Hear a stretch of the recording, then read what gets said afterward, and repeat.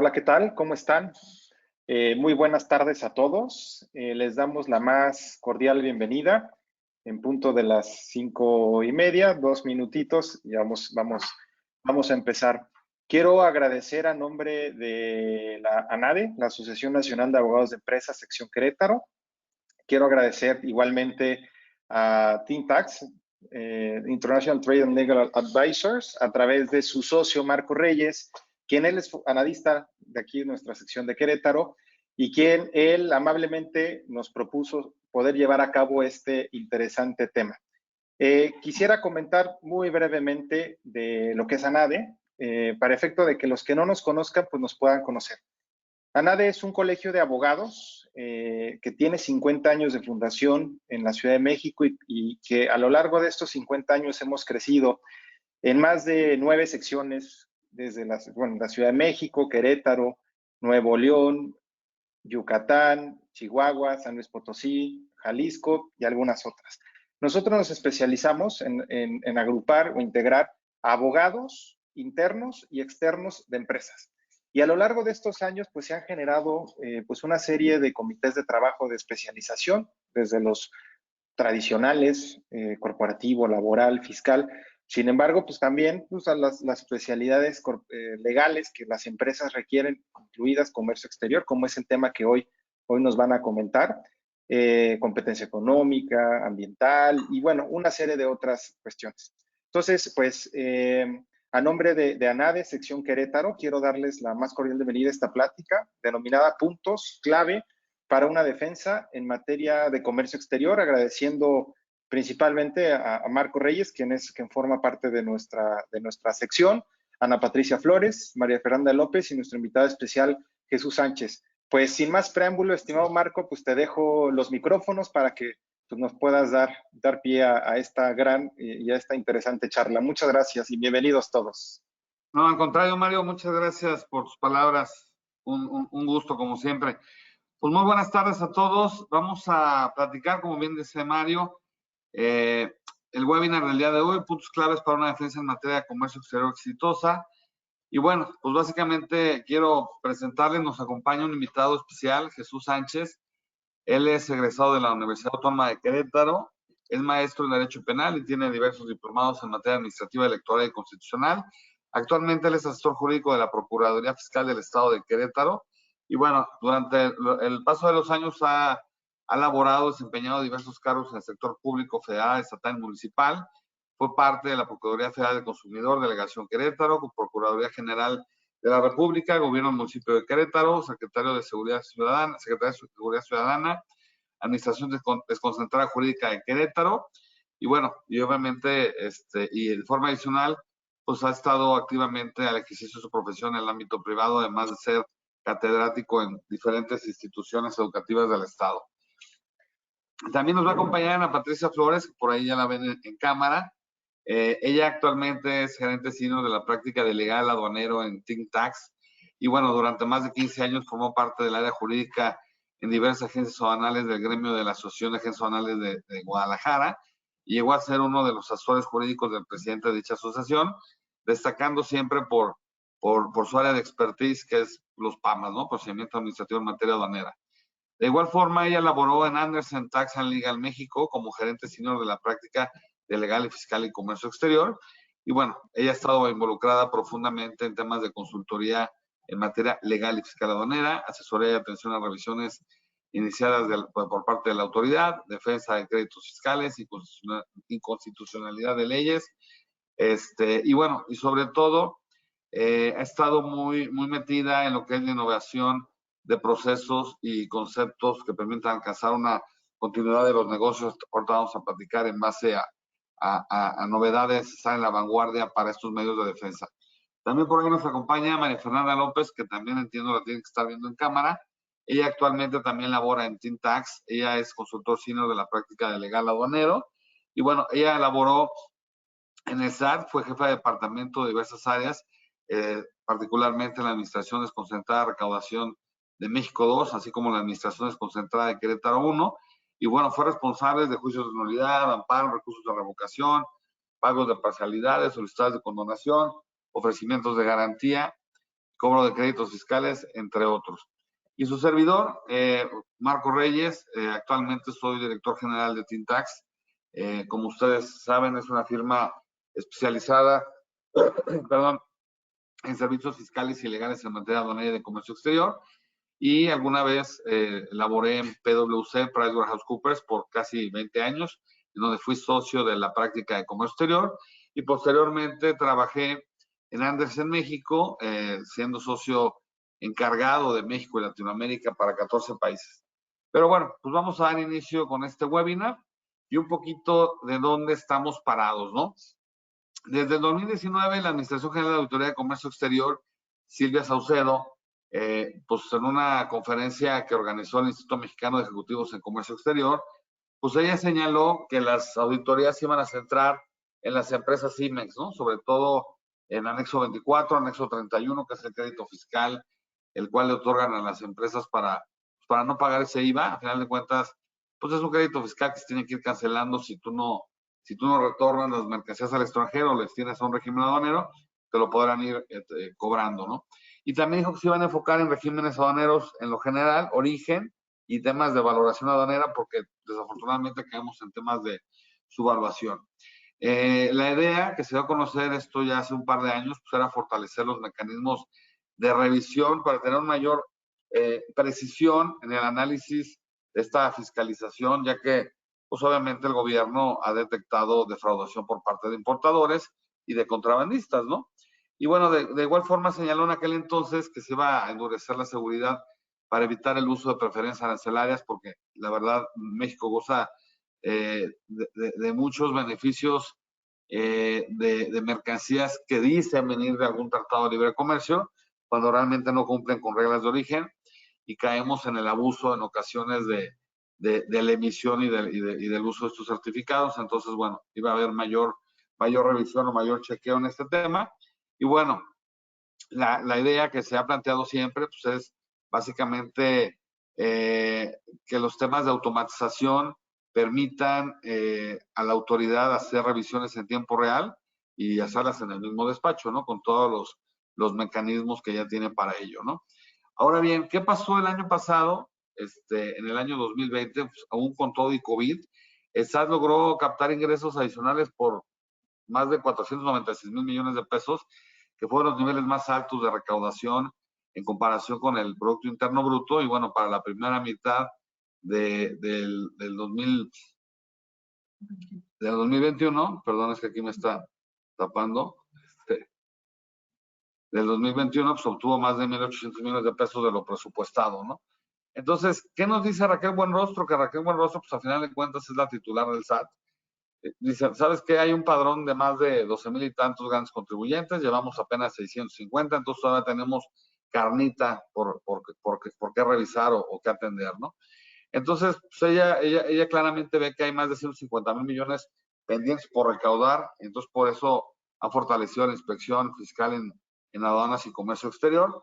Aquí tenemos una foto de hace un año, este es de julio del año pasado, en donde se señala que el SAT exprime hasta las piedras con auditorías y recauda como nunca. ¿Qué se refiere con esta nota? Pues con esta nota básicamente dice, oye, de cada 100 auditorías, 97.3% tienen algún tipo de observación.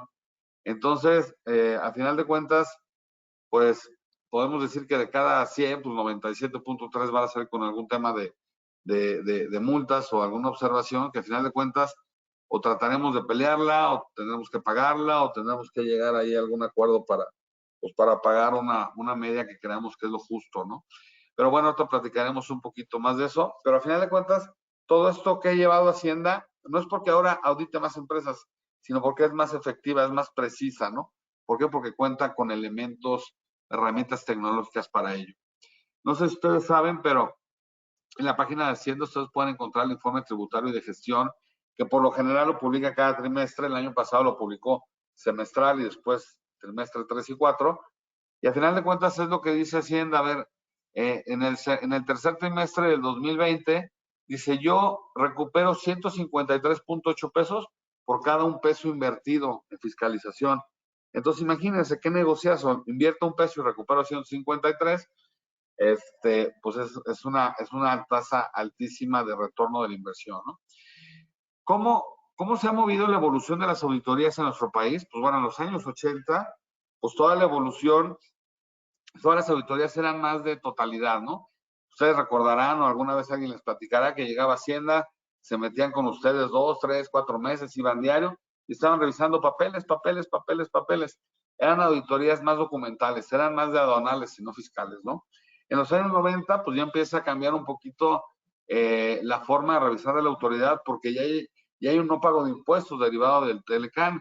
El Telecan entró en vigor en el 94, ustedes recordarán, entonces Hacienda pues ya empieza a hacer análisis más de exactitud, ¿no? Ya revisa los pedimentos por el cual se gozó de una tasa preferencial, por el cual no se pagó impuesto, por el cual hay un certificado de origen y hasta visitas o requerimientos de información y documentación al extranjero, ¿no?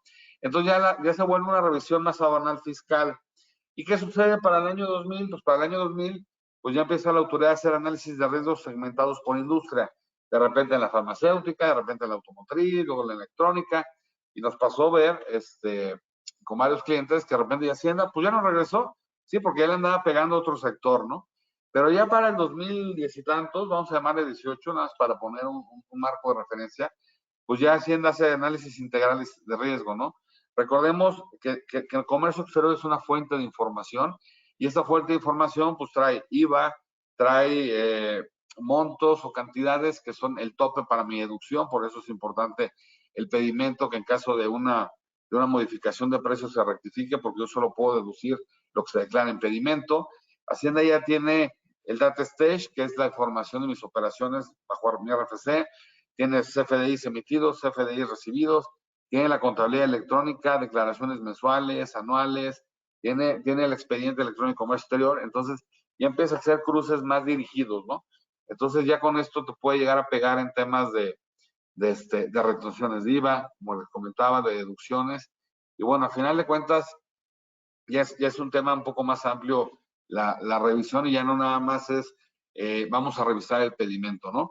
Hay una verificación permanente por parte de la autoridad, pues obviamente verifica que estés en el cumplimiento de tus obligaciones fiscales, tanto tú como tus proveedores, que estés como con domicilios como no, que no lo tengas como no localizados o inexistente o contribuyente como no localizado, que no estés ni tú ni tus proveedores en las listas negras, que estén vigentes tus firmas electrónicas, sellos digitales, y todo esto lo va revisando Hacienda pues, de forma permanente, ¿no? O sea, cuando no está en uno de estos supuestos o cuando está en uno de estos supuestos, solamente le brinca, ¿no? De hecho, bueno, ustedes saben que al final de cuentas, si yo tengo proveedores que están en listas negras, pues todo lo que yo le compro se puede hacer no deducible y el IVA no acreditable. Entonces, imagina que la autoridad me diga, oye, es que tú le estás comprando a alguien que para mí no tiene materialidad en la operación en términos de 69 del Código Fiscal y te pues, puede echar para atrás la deducción y el acreditamiento de ese IVA, ¿no? Independientemente de que para otros temas aduaneros te podría decir, oye, pues sabes qué, pues como tienes un proveedor de 69 a ti y es una causal de suspensión, te suspendo el padrón de importadores, te bajan el switch, tú ya no puedes importar porque un proveedor tuyo cayó en las listas negras, ¿no? Y también en otro tema de certificación en materia de IBEX, si tus proveedores no están en las listas negras o no cuentan con alguna opinión de cumplimiento de obligaciones de forma positiva, a ti te podrán llegar a requerir y si no haces que se corrijan, a ti te quitan tu certificación en materia de IVA. Pero bueno, al final de cuentas, ¿a dónde quiero llegar con esto? Pues que con toda esta evolución de la tecnología, con todo este crecimiento o una constante en las revisiones por parte de la autoridad, pues nosotros tenemos que, y con la pandemia, pues nosotros tenemos que tener una cultura de supervisión y de autocorrección, porque todo lo que yo no supervise y me autocorrija, Hacienda lo está supervisando, obviamente por nosotros, pero no para que nos autocorrijamos, sino para multarnos, ¿no? Entonces, nosotros somos de la idea muy, muy firme, pues de que el talento, la gente que nosotros tenemos en nuestras empresas, pues debemos definir roles, responsabilidades, pero que la gente además tenga más para allá ese perfil de implicaciones fiscales, no nada más del documento de entrada, salida del país, implementar herramientas tecnológicas o ampliar las que ya tenemos y sobre todo buscando que, como les platicaba, una cultura de supervisión y autocorrección, pero además algo que nos permita tener una movilidad global y continuidad en los negocios.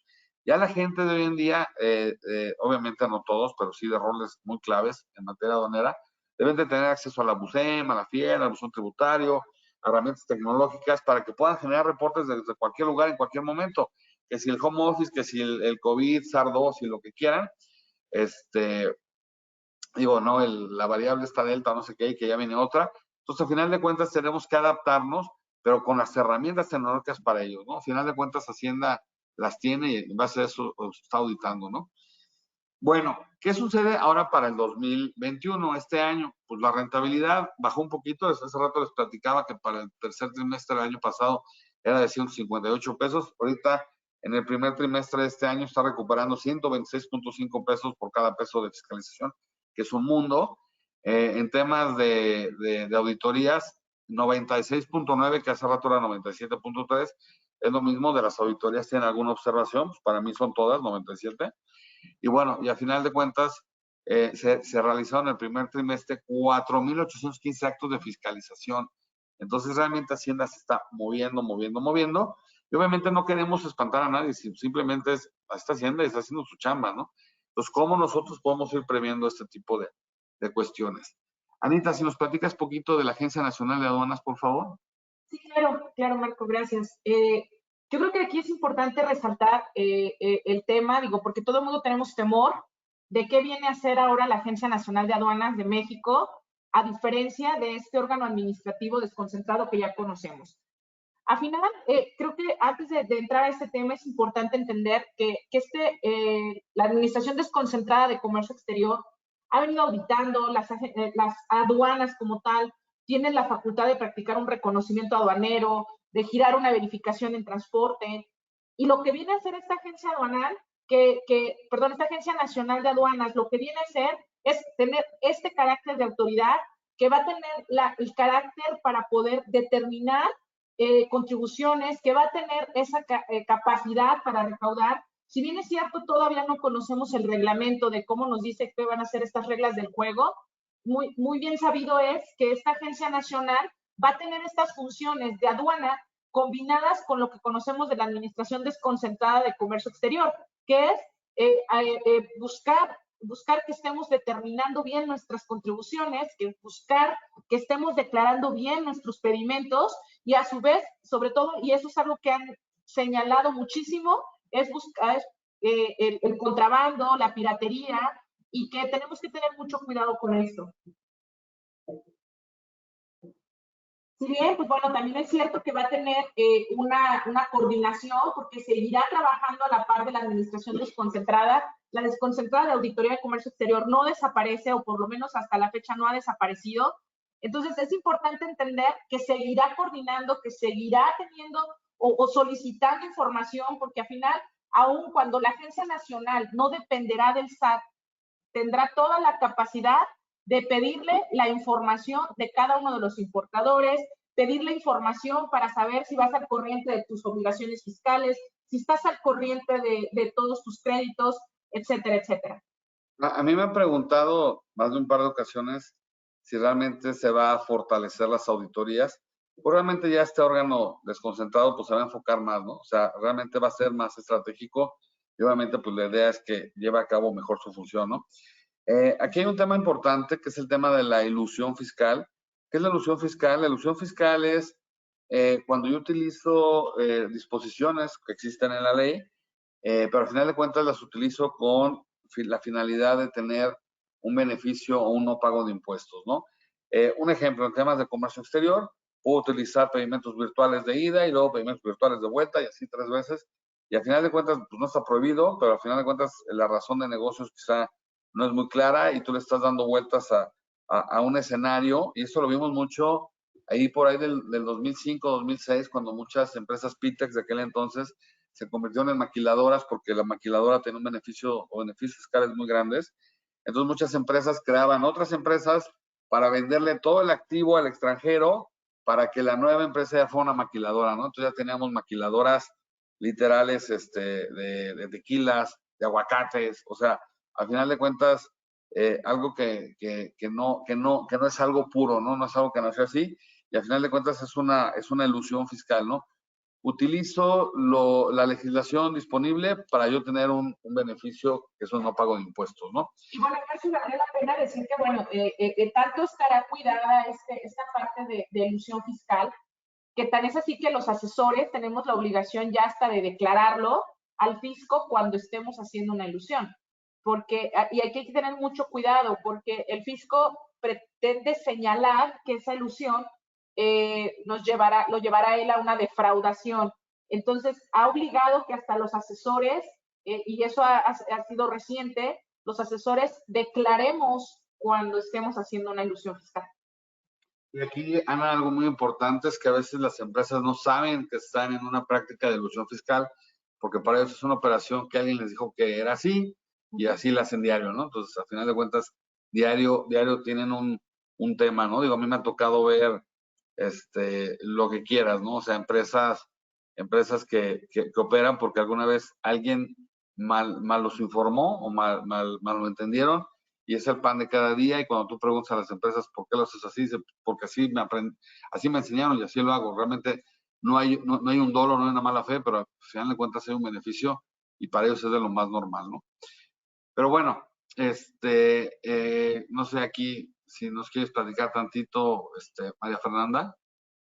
Sí, claro, esto, bueno, pues ya veníamos platicando hace un tiempo del paquete económico del 2022. Se va a presentar ahorita ya el 8 de septiembre, en donde ya la jefa del SAT nos había adelantado un poquito, diciendo que no iban a atacar directamente a los asalariados, sino que ya se iban a ir a una fiscalización más a grandes contribuyentes y evasores fiscales. Rogelio Ramírez, el secretario de Hacienda, pues lo reafirmó hace poco, diciendo que precisamente la estrategia fiscal que buscan es concentrada a aquellos en los que están evadiendo al fisco federal, y que buscan con este paquete económico pues darle prioridad a los proyectos prioritarios para el presidente, que son el Tren Maya, Dos Bocas y el aeropuerto de Santa Lucía, que ya tenemos conocimiento. Pues ahora esperamos a ver cómo vienen las nuevas estrategias fiscales ahorita con la independencia de la Agencia Nacional de Aduanas que acaba de comentar Ana, pues las revisiones fiscales que ya conocemos, las electrónicas. Entonces, tengamos en cuenta que la autoridad ahorita está buscando hacer una fiscalización estratégica. Entonces, pues esperemos que sí vaya dirigido a esto, pero vamos a ver cómo va avanzando. Así es, Fer. Pues bueno, pues no sé, a ver, Anita, platícanos, ¿en qué casos el SAT puede hacer una auditoría? Mira, completando un poquito ahorita la idea que Fer señalaba en cuanto a qué es lo que el SAT ha publicado o qué el SAT ha querido o que sepamos, nos ha estado indicando mucho el de no va a haber una reforma. Ya no hay necesidad de hacer más leyes cuando las leyes ya, ellos consideran que únicamente vendrá una reforma en la resolución miscelánea fiscal. Realmente ellos consideran que las leyes están muy completas, que no hay una contrariedad, aunque somos un país que tiene un exceso de leyes, porque parecería que cada que hacemos algo nuevo hay que consultar una ley nueva, y a veces eso sí causa una confusión, causa una duda, y desafortunadamente para los contribuyentes o los importadores el desconocimiento de la ley no nos exime de responsabilidades.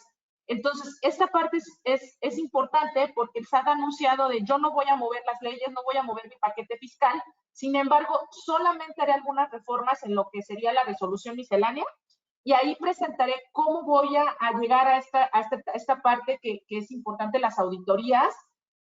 ¿Por qué? Porque las auditorías para el SAT, digo, en comercio exterior sabemos que tenemos un reconocimiento aduanero, tenemos una verificación en transporte, tenemos una visita domiciliaria, una revisión de gabinete o las famosas revisiones electrónicas. En comercio exterior tenemos una diversidad de auditorías o diversos momentos en los cuales podemos ser fiscalizados.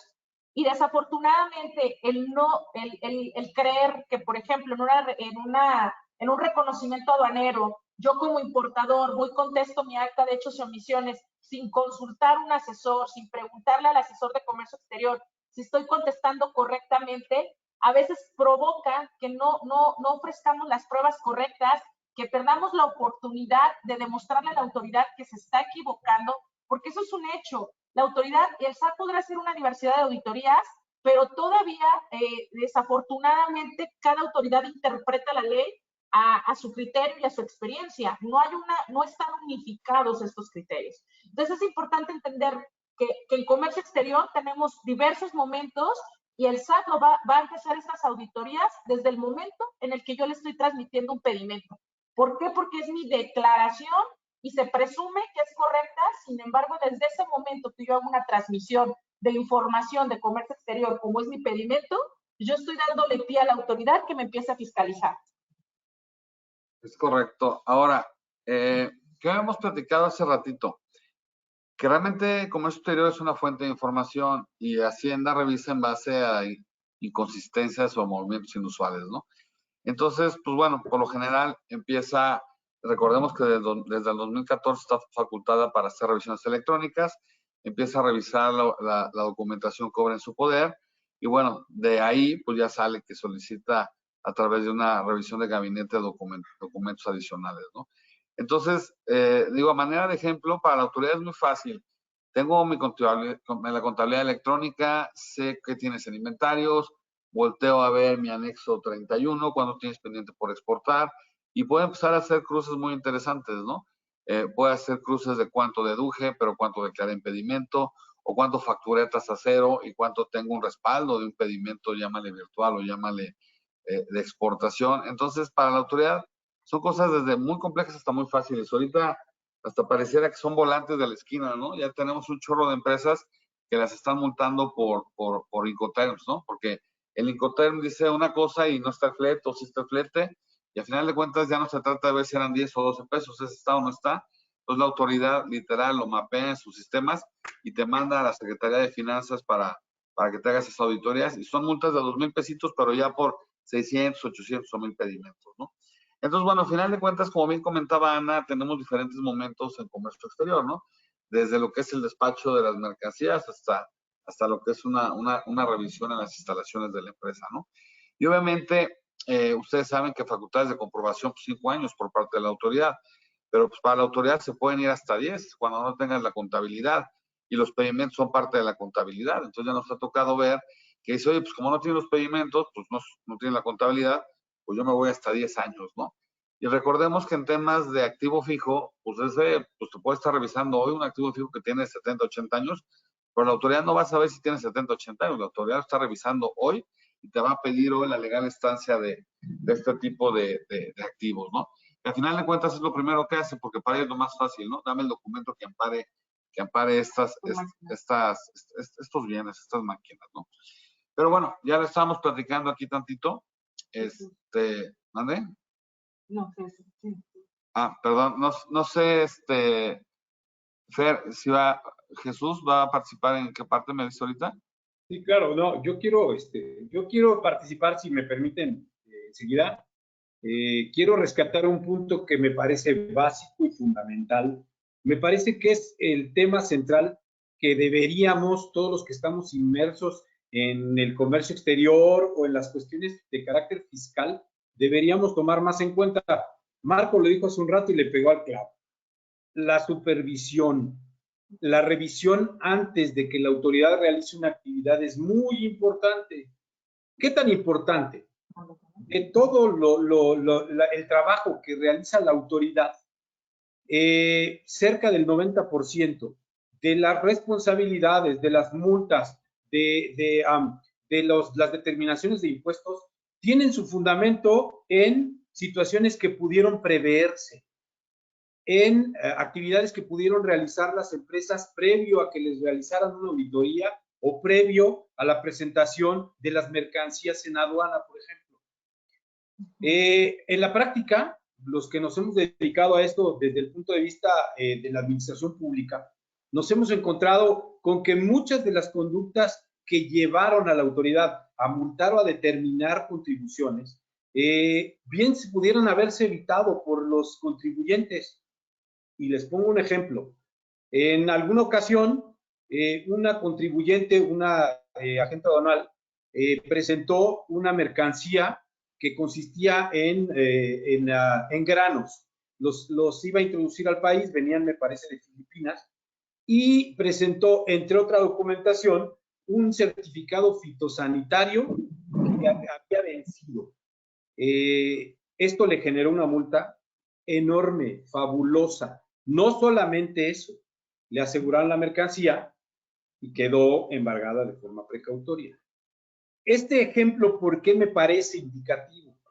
Porque me parece ser que este caso en específico pudo haberse previsto mucho tiempo antes de presentar la mercancía a la aduana. ¿Y qué sucede? Falta una parte en la empresa que nos lleve a tener a nosotros un conocimiento preciso de qué va a acontecer si esa mercancía llega en esos términos a la aduana. ¿Y qué pasó? Pues lógicamente, como yo les insisto, esa mercancía se aseguró, se embargó precautoriamente y la agente aduanal tuvo que pagar una multa extraordinariamente alta. ¿Qué hubiera representado el tener una actividad anterior de revisión o de preauditoría, si se quiere llamar de esta forma? Que se hubieran gastado un par de días quizás, se hubieran hecho los trámites correspondientes y seguramente se hubiera presentado la mercancía a la aduana completamente requisitada. No hubiera generado ninguna consecuencia ni para los clientes ni para el agente aduanal. Entonces me parece que si tomamos en cuenta que claramente la Secretaría de Hacienda tiene una finalidad recaudatoria en este nuevo periodo y que además con este cambio de dirección de la Secretaría de Hacienda que pretende dotar de nuevas facultades a ciertos órganos, en donde además bien lo decían también los panelistas, el secretario de Hacienda ya anunció esta misma semana que no va a haber ninguna aumento en ninguna tasa de ningún impuesto. Lo que significa es que la recaudación parte ahora de los que nos tienen cautivos siempre. Parte del hecho de que seguramente las auditorías se van a hacer mucho más especializadas. Seguramente las auditorías van a ser mucho más quisquillosas, si se me vale el término. Y entonces tenemos nosotros que poner de nuestra cuenta. ¿Cuál es ese factor que es indicativo y que requerimos de forma urgente? Un factor preventivo, un factor que le permita a la empresa prever, a la empresa planear qué va a suceder si nuestra empresa está siendo auditada o estamos presentando mercancía. ¿Qué estamos haciendo? Ya en más adelante, si me permiten, yo les voy a explicar algunas estrategias de defensa, pero también, insisto, me parece que este tema es fundamental, este tema que puso en la mesa Marco, me parece que es donde menos a veces se le invierte y donde quizás si nosotros logramos que esto se establezca como una disciplina constante en las empresas, esto nos va a acarrear muchos y muy buenos beneficios. Así es, Jesús. Sí, no, definitivamente sí, coincido contigo completamente.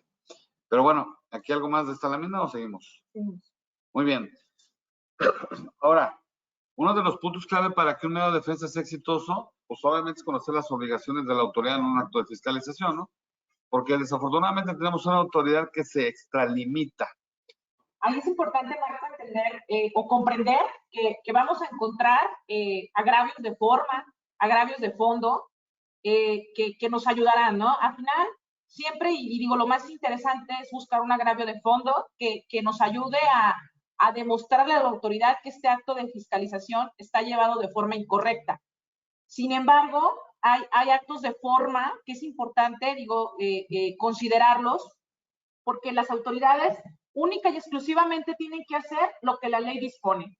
Tenemos que buscar que la autoridad siempre esté haciendo o que solamente haga lo que la autoridad le permite, la legislación le permite, no ir más allá de lo que el legislador plasmó en una ley, que se da mucho y lo tenemos que revisar, saber que limite su actuar. No puede llegar y decir, te quiero revisar 2015, 2016, 2017, 2018, 2019, no, o sea, nos tiene que limitar qué es lo que está buscando, cómo lo está buscando y por qué lo está buscando.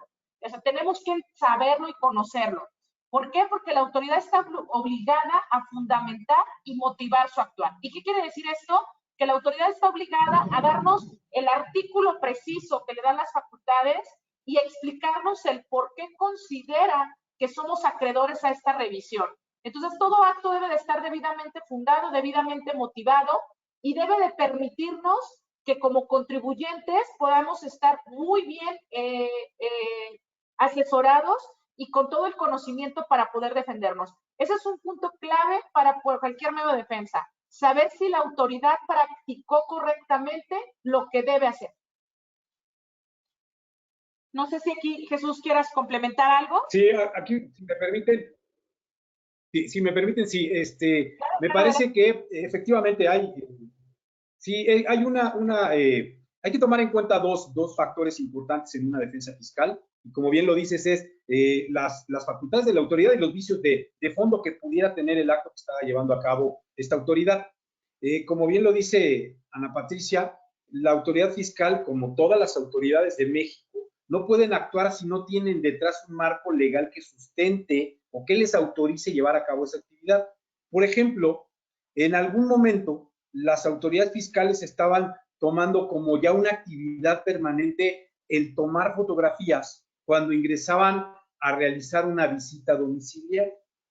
Tomaban las fotografías y acreditaban, por ejemplo, que la empresa no contaba con activos o que era una empresa que estaba constituida en un domicilio aparentemente simulado y tomaban fotografías de un escritorio, de una recepcionista y finalmente, en algunas ocasiones lo siguen haciendo cuando eso está prohibido, no lo tienen permitido.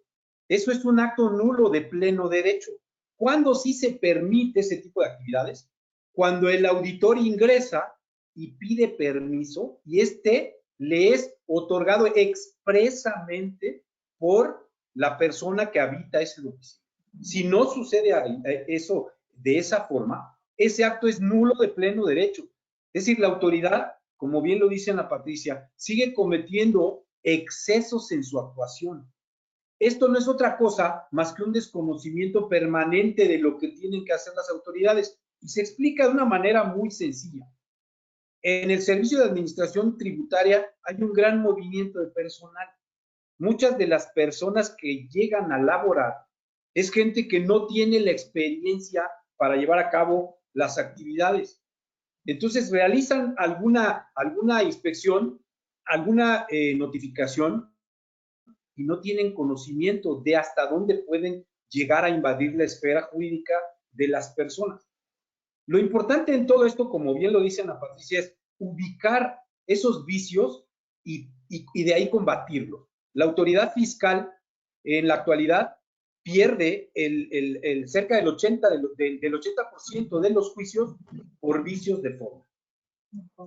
Sí, mucho lo veíamos, Jesús, no me dejarás mentir, desde una circunstanciación, una debida circunstanciación de por qué no plasmó todos los elementos que le permitieran cerciorarse un no localizado, un domicilio claro, con ciertas especificaciones, hasta, como dice Ana, o sea, también hay vicios de fondo que son fatales, que no señalan el artículo específico que les da la facultad, ¿no? Claro.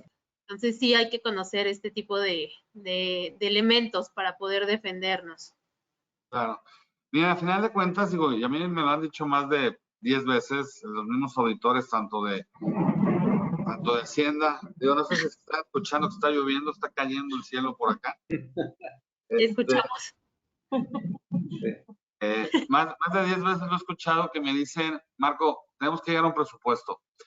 Le digo, oye, pero me estás pidiendo que te pongan un pedimento IVA exento de exportación. Le digo, pues eso como que ni lógica tiene. Pues yo no sé, pero pues yo voy peleando, pero pues yo ya llegué a mi presupuesto, ¿no? Entonces, desafortunadamente quizás ese 97.3% de cada 100 revisiones, pues precisamente es eso, ¿no? Buscar llegar a un presupuesto que obviamente son peleables y mucha gente ha brincado del SAT a tribunales y quizás antes era, híjole, pues ganable casi todas, ¿no? De todas. Y ahorita se ven un poquito más renuentes, más viciados, más a favor de que el contribuyente pague, ¿no?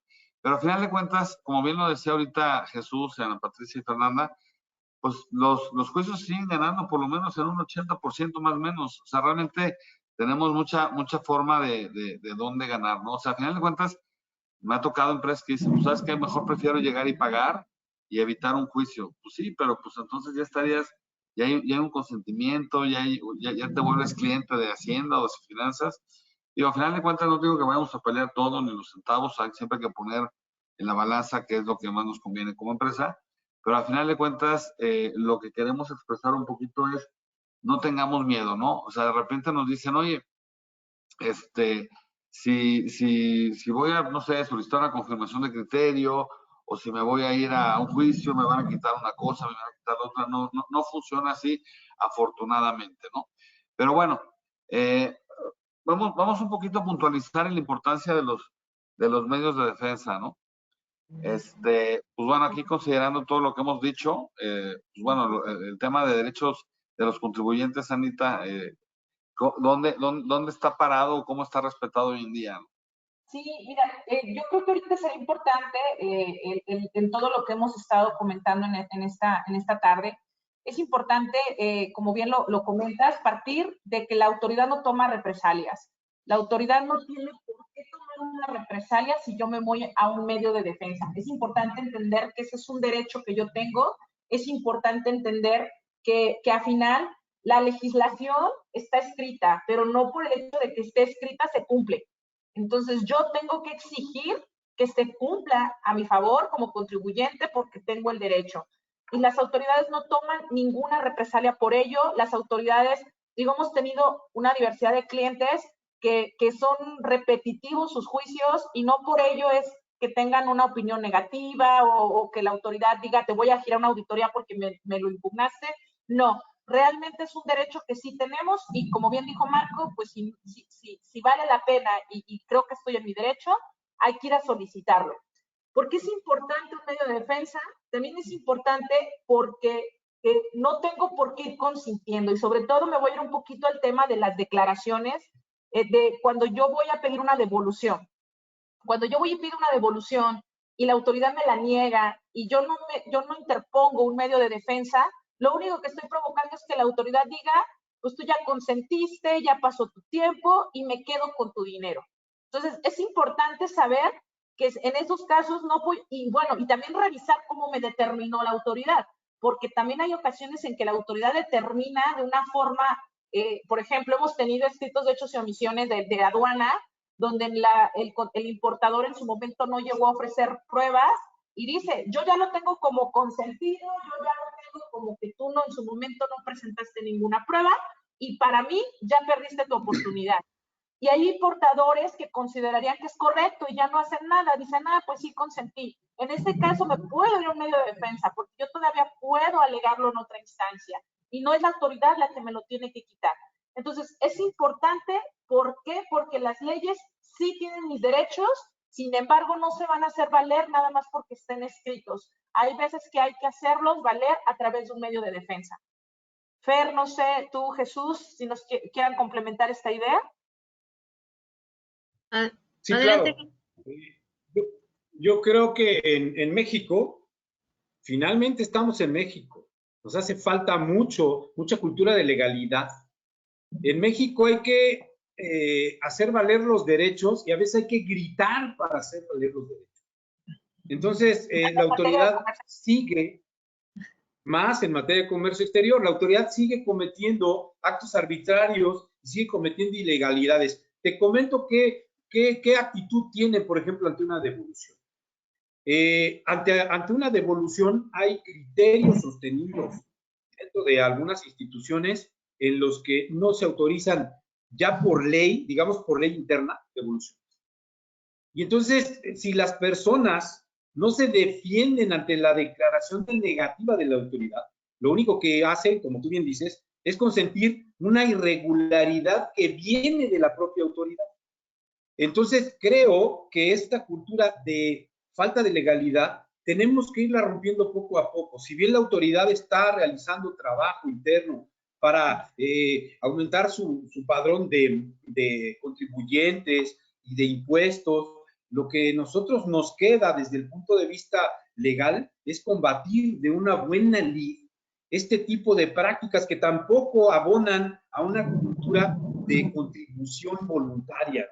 Me parece que deberíamos ser un poco más proactivos y buscar la forma en que nosotros también lleguemos a sensibilizar a la autoridad y que la autoridad tome en cuenta estos medios de defensa, que ya no les sea tan productivo defenderlos cuando sabe que los va a perder, ¿no es cierto?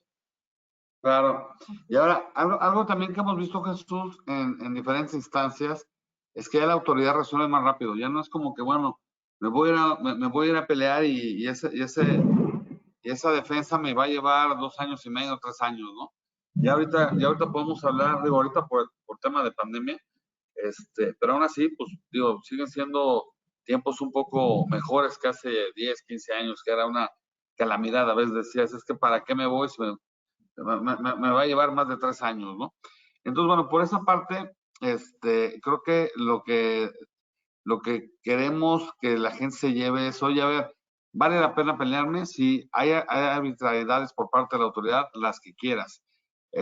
Porcentaje de tener una resolución favorable, arriba del 80%, obviamente hay que ver cada caso en lo particular, Claro.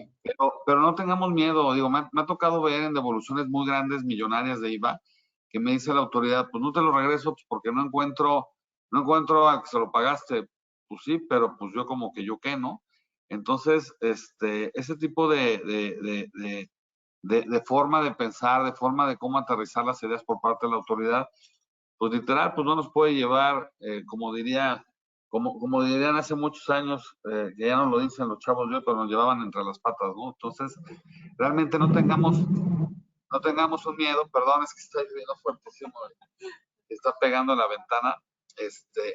No tengamos un miedo, más bien, yo lo que los invito es a que desde que llegue un requerimiento, desde que llegue una visita domiciliaria, hay que hacer bien las cosas desde un principio, porque no crean, nos ha costado a veces mucho trabajo impugnar algo cuando lo que se contestó, las pruebas que se ofrecieron, pues se hicieron muy mal, ¿no? O sea, muy, muy, muy esbeltas. Entonces, cuando queremos presentar un medio de defensa robusto, no tenemos los elementos. Entonces, sí vale la pena que desde un principio que tengamos un tema de requerimiento, pues vayamos desde ahí planeando la estrategia de una defensa por si se llegara a dar, ¿no? Pero bueno, continuamos un poquito aquí con el tema de Jesús.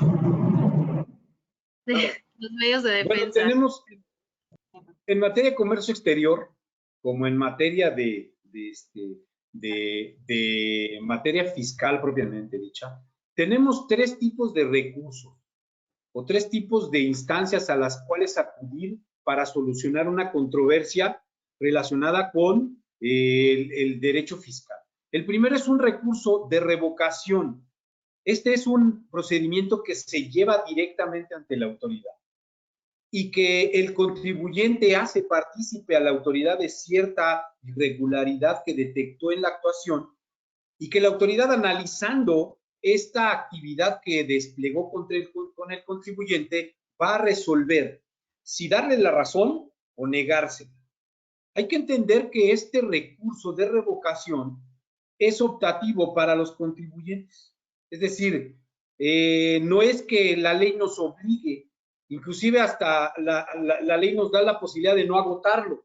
Sin embargo, yo soy de la idea de que sí se ejercite, de que sí se agote. ¿Por qué? Porque sí hay muchas veces donde la autoridad encuentra vicios de forma o inclusive de fondo que le van a garantizar a la propia autoridad que ese juicio ya no llegue a tribunales porque le va a ser más gravoso o le va a ser más caro. Entonces, si el contribuyente los agota, hace que la autoridad, número 1, exhiba sus cartas, como comúnmente lo decimos a veces, te dice lo que finalmente te va a contestar en un juicio, número 1, o número 2, quizás te dé la razón y por ahí incluso declare que el acto que llevó la autoridad es ilegal y lo revoque. Esto no sucede comúnmente, pero sí hay casos en los que pasa. Más o menos en qué porcentaje. Por ahí un 30% se solicita que los actos de autoridad sean revocados o se modifiquen. Y entonces, claro que tiene efectividad, claro que tiene resultados. Este procedimiento es un procedimiento muy ágil, que tiene muchas menos formalidades que un juicio propiamente dicho, que se lleva a cabo en vía electrónica y que le da la posibilidad al contribuyente de promover todo lo relacionado con este procedimiento por medio de su buzón tributario. Pero también es un procedimiento que no tiene mucha aceptación entre los contribuyentes, derivado de que es la propia autoridad la que lo resuelve. Sí, justo iba a tocar ese punto, Jesús, porque muchas veces nos encontramos con pues es que aquí la autoridad es juez y parte, y obviamente qué seguridad te puede dar eso. Pero en realidad sí, créanlo que ahí la autoridad también hay veces que ve que un asunto no es probablemente que lo puedan ganar en juicio y desde ahí lo paran. Y la otra ventaja que tenemos, que no, si no se da el caso, es que como bien lo mencionó Jesús, ya sabemos cómo van a contestar o ya sabemos qué atacar en juicio de nulidad cuando presentamos el recurso de revocación. Entonces, también nos da esa oportunidad de conocer cómo es que está pensando la autoridad y cómo es que podemos atacarla en el juicio de nulidad. Entonces, sí, me parece importante que sí se agote. Mucha gente dice, no, ¿para qué el recurso? La autoridad es parte, juez y parte, y no me va a funcionar. Pero sí hay que agotarlo. Pero a ver, Ana Patricia, en tema de pruebas, ¿qué tanto? Eso lo iba a comentar, que también es importante entender que también es la última instancia que ya tendríamos para ofrecer la totalidad de las pruebas. Hace ya unos años salió una jurisprudencia y un criterio donde el tribunal te dice, a mí ya no me vengas, digo, porque a mí me tocó todavía, donde yo llegaba al juicio de nulidad y yo decía, no presentaste las facturas, no importa, en el juicio las adjunto, las ofrezco como prueba y las aportamos, ¿no? Las entregamos y no pasa nada.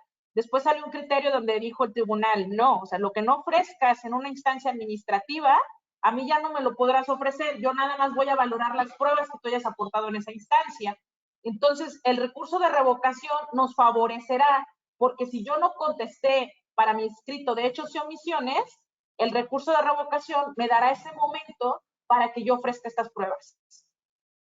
Es correcto. Bueno, recordemos que ya en una defensa jurisdiccional, pues ya el juez juzga, ¿no? O sea, a final de cuentas ya con lo que hay, va a tomar una decisión a final de cuentas, ¿no? Entonces, por eso les decía, necesitamos una planeación desde la contestación a los requerimientos y obviamente, pues, pulirla, engrosarla, dejarla muy bien blindada, pues ya en su caso un recurso de revocación.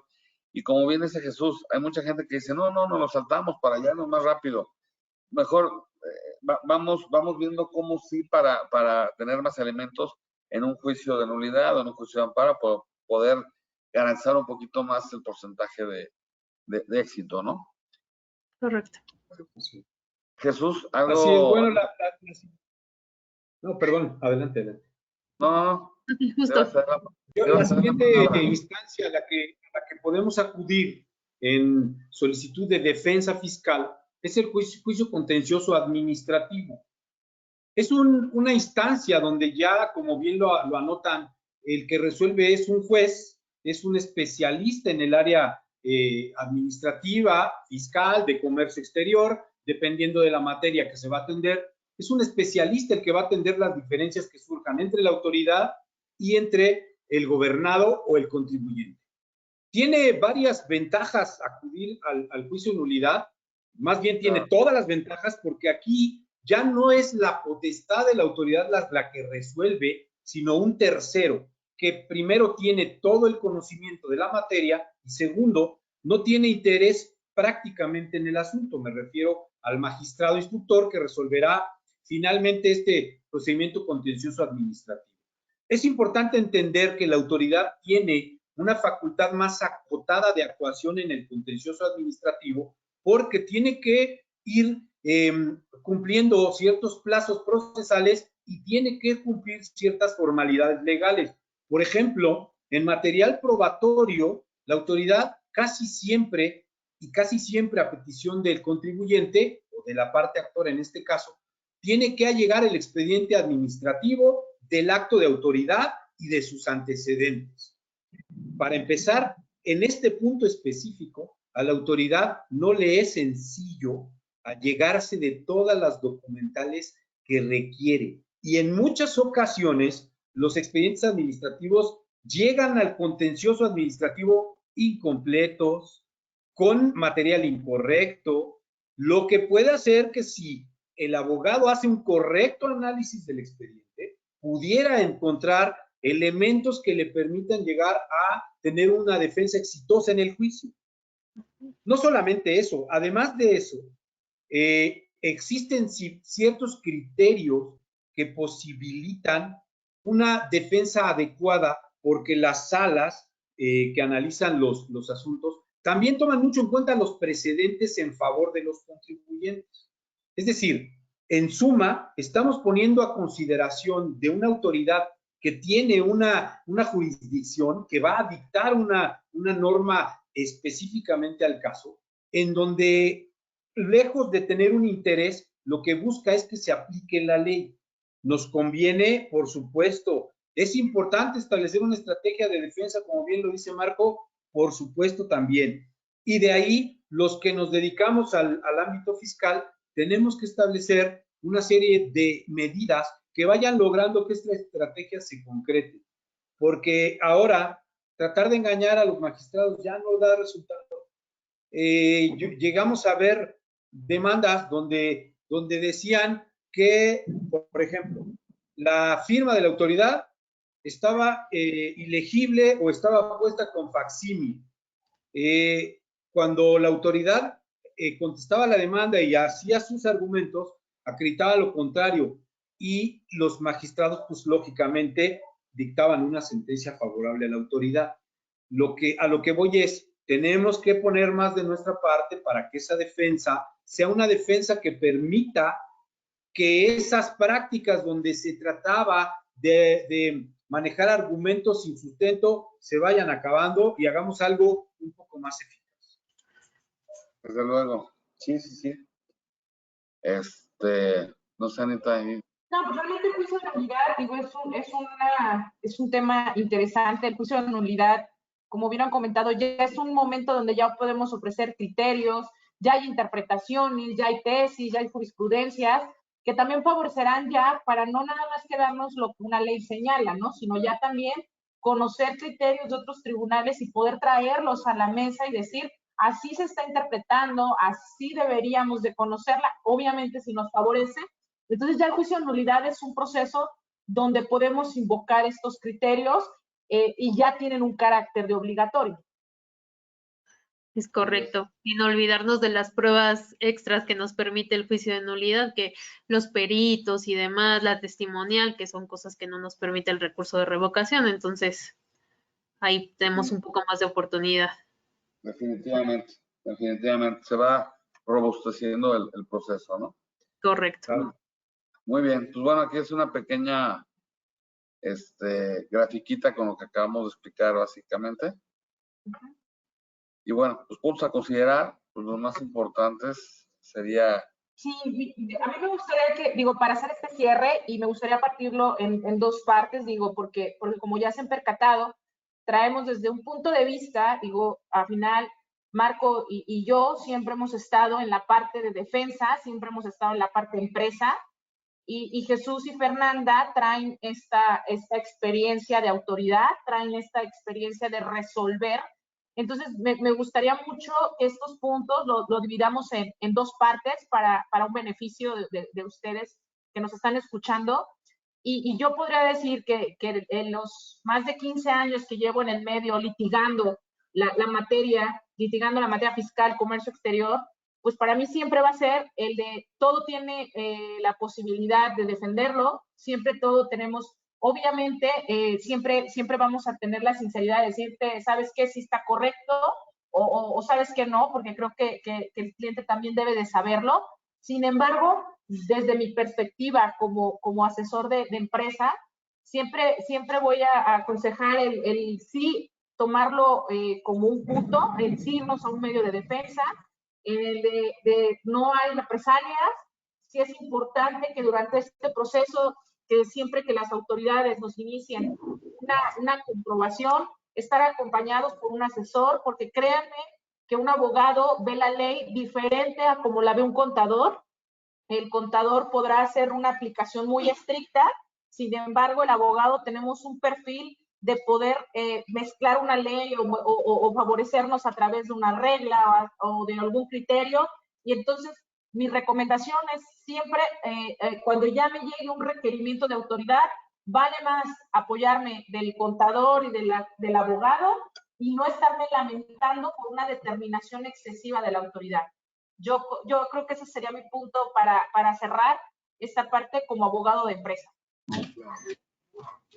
Sí, incluso como del lado de la autoridad, claro que si lees un medio de defensa que viene de alguien que tiene los conocimientos, y esto igual lo digo como abogado, creo que tenemos que estar muy actualizados y no hay mejor asesoramiento que alguien que sepa, que esté actualizado, que tenga la experiencia, porque sí se nota, o sea, como dice Ana, si estás acompañado de alguien que conoce el tema, la autoridad no excede sus facultades. Si estás con alguien que no conoce y que supone que esto va a ayudar, es ahí donde puedes caer en malas interpretaciones de la ley y se puede prestar a que cometas un error y seas acreedor a una sanción. Entonces, estoy de acuerdo contigo.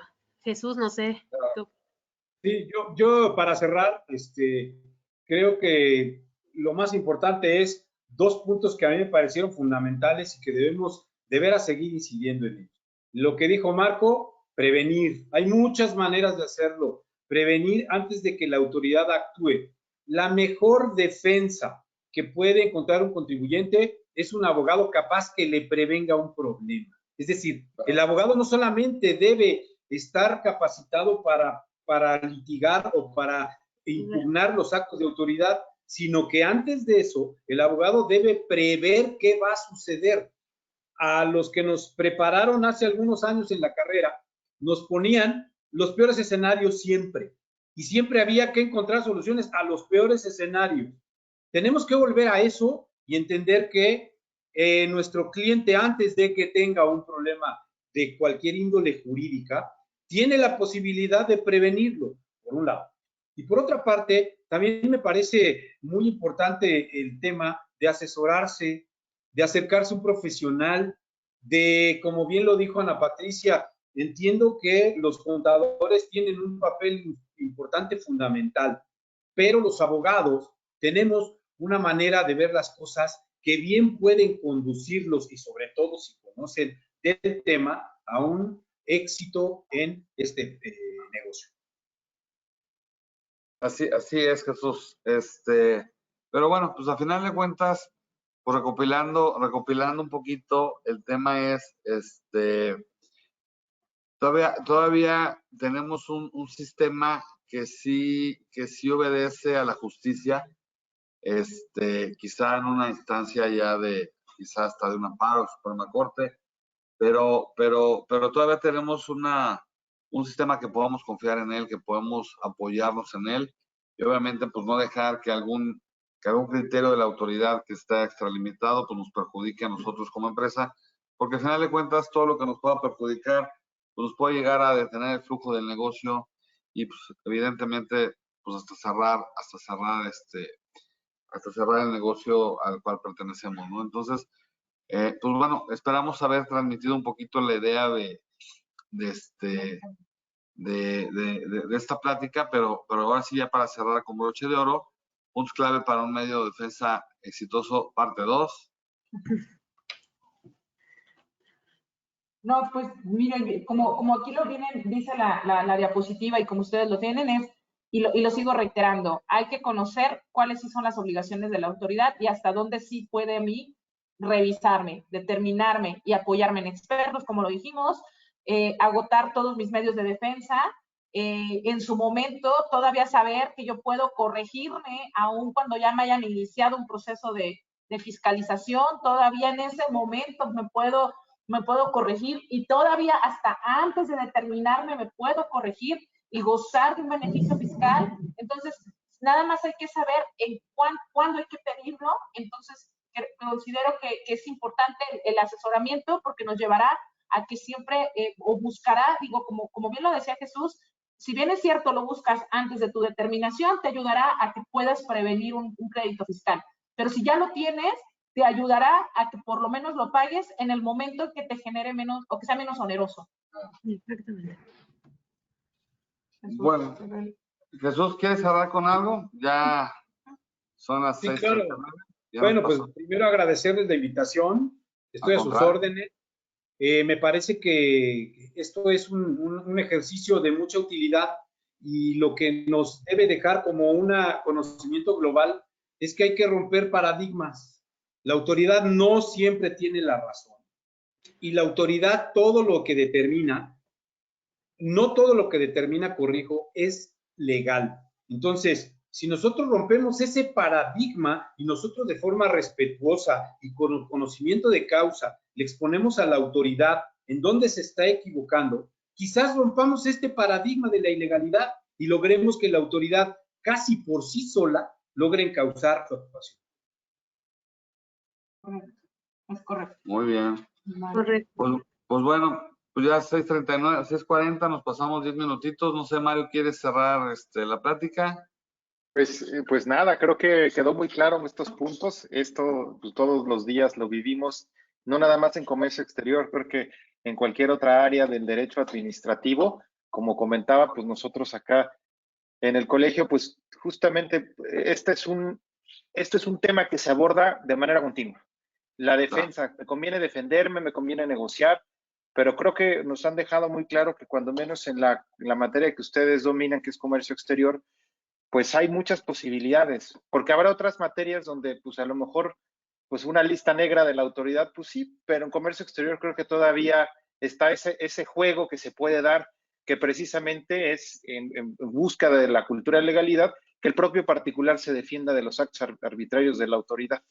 Y creo que esto es algo importante porque de esa manera la autoridad pues también pues va limitando su propio actuar y pues lo que nosotros hagamos puede repercutir de alguna manera. Creo que es importante generar esa cultura en la autoridad de que también los particulares pueden meter las manos y sobre todo en estas nuevas administraciones que pues como ya nos expusiste, Marco, pues van a buscar, ¿no? Mayores aspectos y creo que es importante pues que conozcamos justamente que podemos acceder a esos medios de defensa y que pues, es lo más recomendable, ¿no? Creo que es importantísimo y pues agradecerles a todos ustedes el tiempo, a Team Tax, a Marco, a Ana Patricia, a Fernanda y nuestro invitado Jesús por poder darnos este tiempo y participar y pues a nombre de la NADE nuevamente muchísimas gracias a todos ustedes. Muchísimas gracias a ti, Mario. Vamos Muchas gracias, Mario. en contacto. Muchas gracias, Jesús. Gracias. Gracias. Gracias a todos. Gracias a todos. Gracias. A todos los Bye. asistentes. Bye. Gracias. Bye. Gracias.